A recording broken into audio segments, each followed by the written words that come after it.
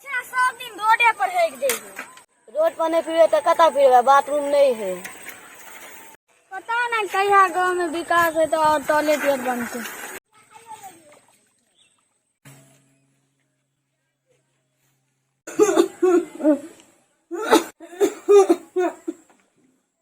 की बोलो दीपक बारो तबियत खराब है, कहीं डॉक्टर के बजा देना। रुक हम बाजबै छियै। यो डॉक्टर साहब चलियो, हमारा घर पर भाई के बुखार लग गेले। ठीक है चलू।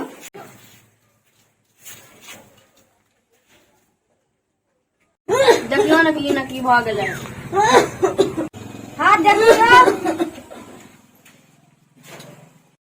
हम सब आबै छै त हाथ धोइ छियै नहीं खाना खाए से पहले अहाँ के साबुन से हाथ धोबाक चाही, तबे अहाँ स्वस्थ भ सकै छी। अपन शरीर के सफाई रखबे तो कहियो बीमार नहीं पड़बे। बिना साबुन से हम हाथ धोने नहीं खेबे। खाना खाए से पहले साबुन से हाथ जरूर धोबाक चाही। रोड पर लाइटिंग नहीं करू। हमार वीडियो अहाँ के अच्छा लगल तो लाइक करू और चैनल के सब्सक्राइब करू और ज्यादा से ज्यादा शेयर करू।